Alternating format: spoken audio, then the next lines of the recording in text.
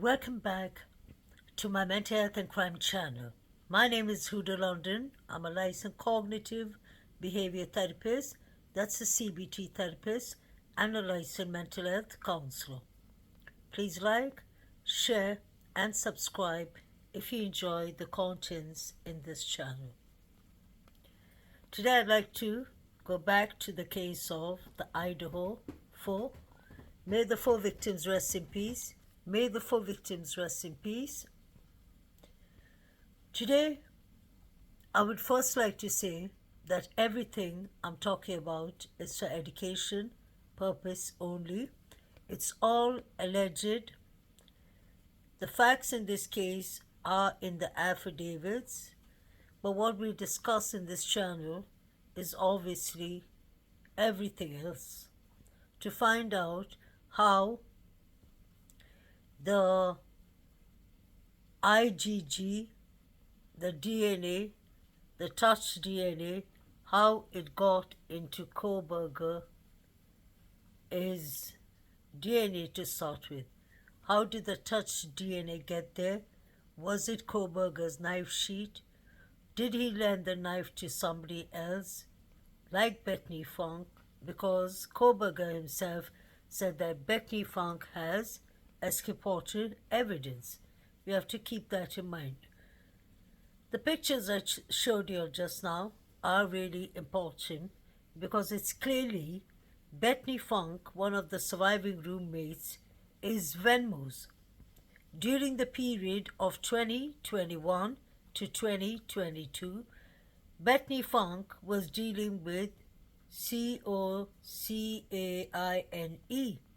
She was selling rugs in the house. Now that is important, and the reason is, to start with, not only is it illegal, but college students do that to get extra money here and there, but when she gets messages like put it under the garbage bin in Raleigh or something like that, it starts getting more concerning. How big of a dealer was Bethany Funk, and did she store rugs in the house? Because that could be a clear motive of why Bethany Funk has exculpatory evidence.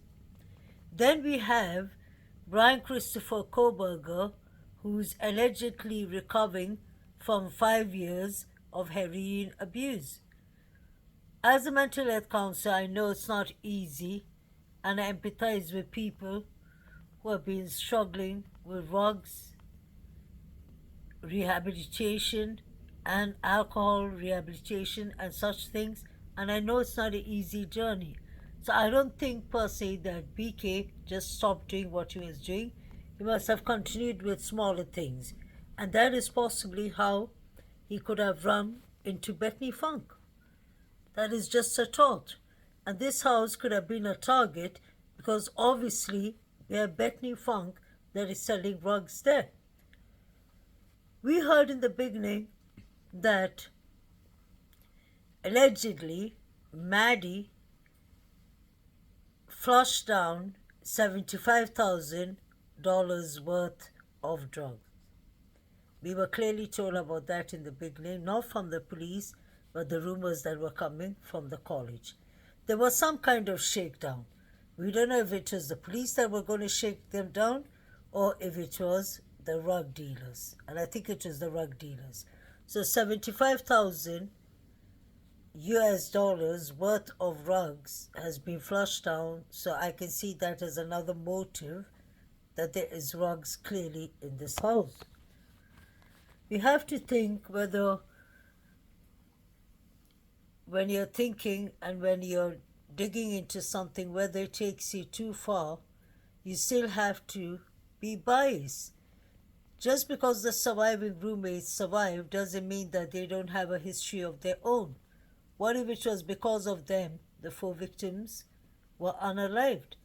Let's not forget that Bethany Funk clearly was at the party at the Sigma Chi Fraternity, so she would have exculpatory evidence of how the fight broke out and how seriously damaged Ethan and Xana were physically and mentally after the fight broke out.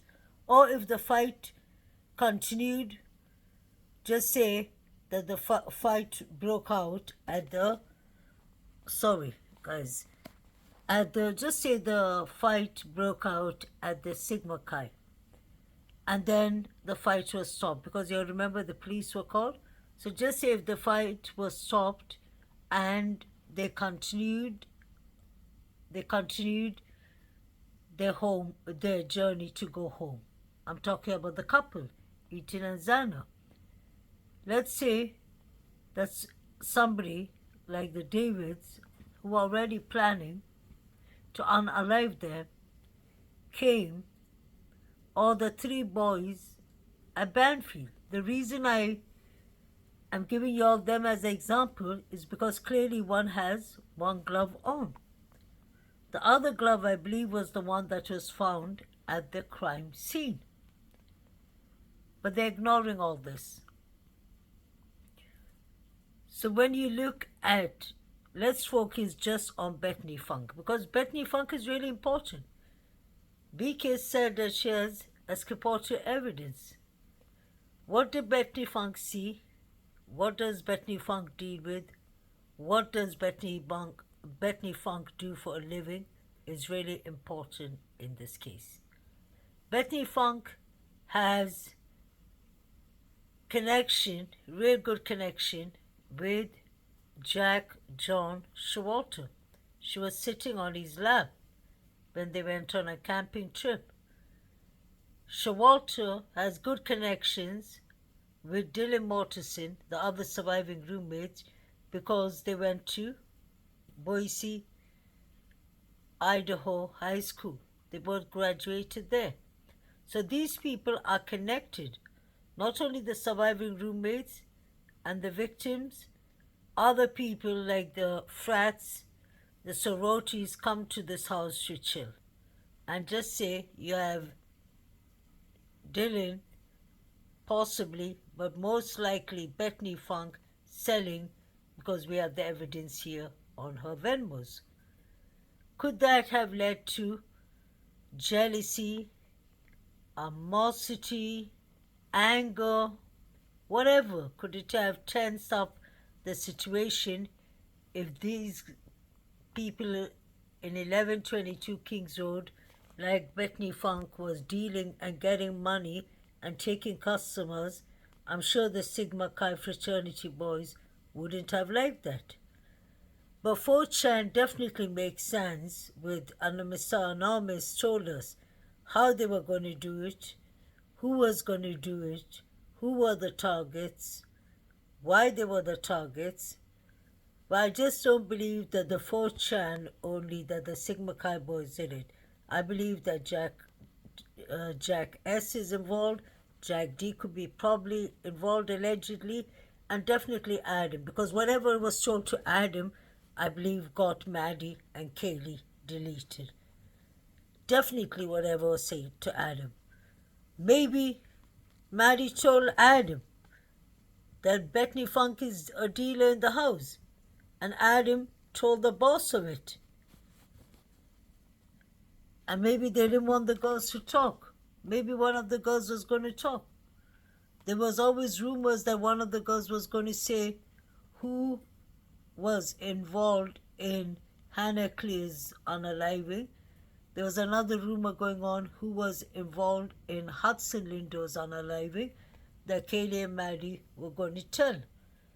So I believe something like if somebody is going to snitch would make at least 3 or 2 different group of people, organization of people upset, because nobody wants to go down for dealing with RUGS, serious RUGS. Then you have number 9 putting something in Maddie's mouth. The reason I mention this is you can clearly see he didn't shove it up her mouth. Maddie went to number 9 at the start. When he waved to her, she went. They hugged each other. As soon as she turned back to him. She said something in his ear. He went, he got it. Then he put it up on her mouth, inside her mouth, may she rest in peace. and Maddie was tasting it. It looked like Maddie was in it. Whatever Maddie was buying from him or getting from him was rugs. It wasn't a chewing gum. So I believe something severe was going on. That is the reason they demolished the house. That is the reason they don't want to talk about it. Because this is not good for the reputation of Idaho, Moscow University or college. It's absolutely not good that their own students, their own frats, their own people were behind deleting the 4 people. Yes, Brian Christopher Kohberger could have possibly been there. But what I'm trying to say is that Bethany Funk being a dealer and selling is really dangerous. That could have made the whole house a target. And I find that really extremely important. Because if she was dealing, many things could have happened. Maybe Brian was buying from her and he lent her the knife sheet and she planted it there. Anything is possible.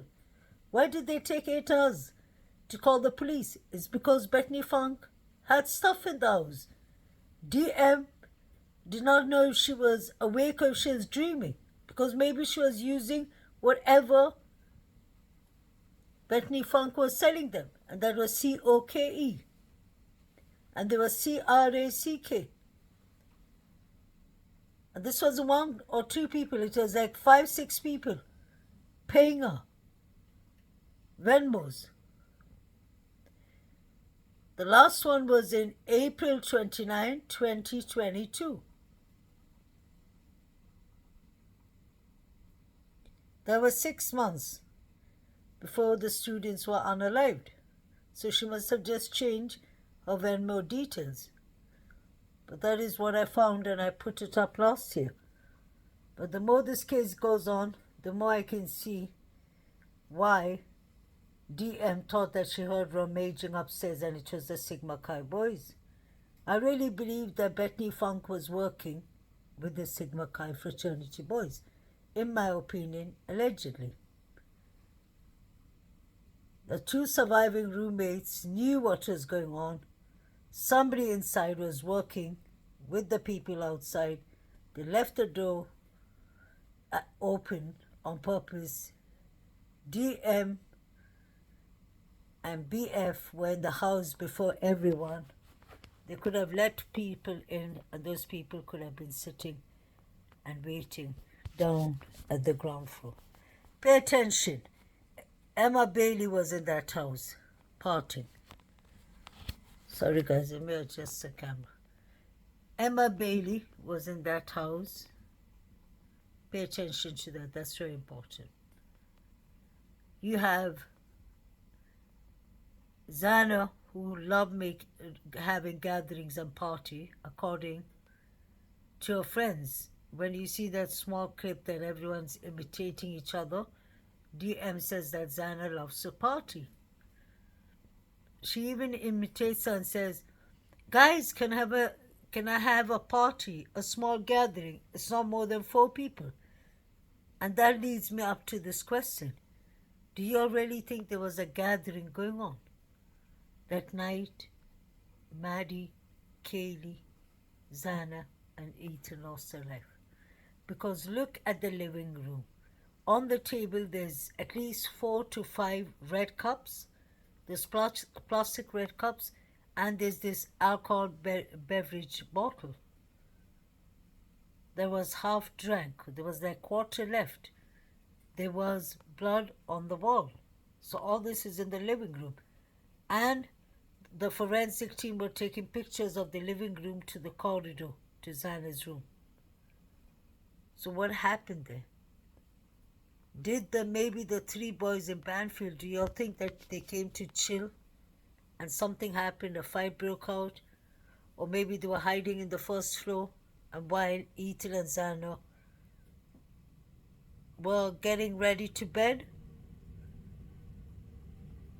that they came from downstairs and charged upstairs, and it was too late for the couple. Maddie and Kaylee were definitely deleted by the four figures. Pay attention to what's going on.